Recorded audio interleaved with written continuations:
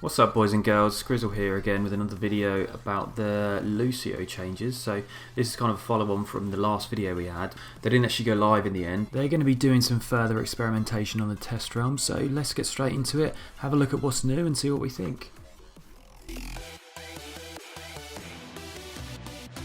What I've done here is I've got a demonstration of the passive heal that's always ongoing, obviously when you've got your crossfade on heal song. You can kind of see the comparison. It's not massive, but I do think it's still a big increase. It's about 50% more healing to your allies, not to yourself. I'm going to go into that a bit on the next clip, but it's still significant. You can see the robot not taking any damage. Is quite easy to keep self-sustained on full health with the training bot shooting him. On the left he's going down a little bit quicker, even in the real life situations, not on these crappy training bots. It's going to play a part in keeping your allies alive.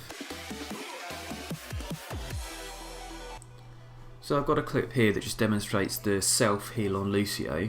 It was at 50% across the board. That's now been changed, so he's not actually going to have that amount of self-healing on himself.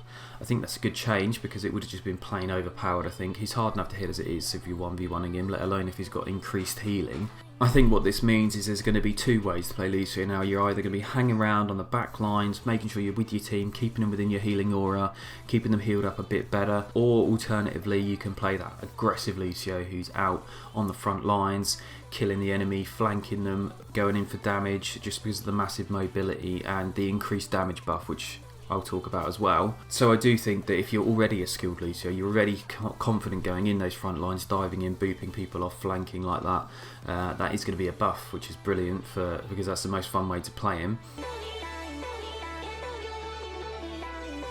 So another change is he did have that 30% wall ride boost. So when he was riding on a wall, we got a 30% increase on the speed when he was attached to a wall. That's been slightly nerfed down to 20%. It's really not noticeable. He still gets the boost when he jumps off the wall, which is the biggest change, I think, to his mobility. I did show out before, but I'm going to just quickly show you a clip as well of how fast you can actually get to the point, move around. This is mental. So just check this out, how quick you can get from the Eichenwald spawn point up to the point A itself.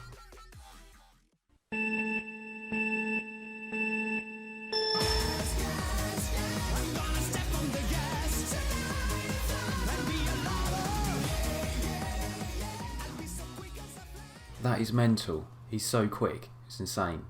So the wall ride thing, it's really not been changed that much. I'm going to demonstrate it here in the control center Lijiang Tower.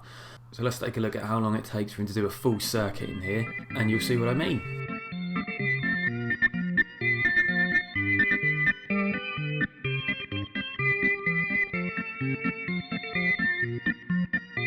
So there you go, there's barely any difference, I think, unless you're Rain Man or something, you won't even notice. Wanted to mention as well, while it's sort of more of a cosmetic change and a really minor change, it's not actually in the patch notes, so he did have a little bit of a change to his healing aura. We've already got a visual indicator on his auras now, just till people get used to it. They've just added like a little cool looking spinny green circle instead of just the plain green circle when you've got speed boost on. The boop ability didn't see any changes in regards to the test realm. It's still probably pushed people back about twice the distance it does at the moment on live. Really sick, it's awesome. It's probably the best bit about Lucio. The most fun part is pushing people off the maps. You can see that demonstrated here in the video, just a bit of a comparison before and after.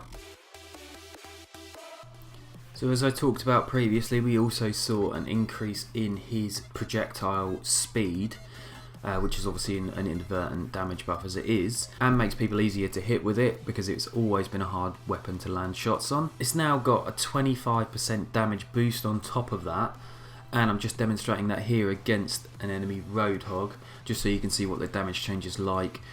We've got headshots here, and we've also now got the body shots, just so you can notice what difference it is. I think this is huge because it's going to make him way more fun to play, way more viability when it comes to damage, better in 1v1 situations, but I do think that it's a high skill cap character. It takes a long time to get good with Lucio because you're relying on his mobility more than his weapon, and if you're not good at the mobility, you ain't going to kill anyone anyway because you're going to get shot down because he's still relatively weak compared to the other heroes' damage output. So those are the changes as it is currently on the public test realm. Maybe they'll stay the same, maybe they won't. I think the current build we've got on the test realm is probably the best one compared to before. He did feel a little bit overpowered. I think overall the biggest change is still going to be to that healing aura.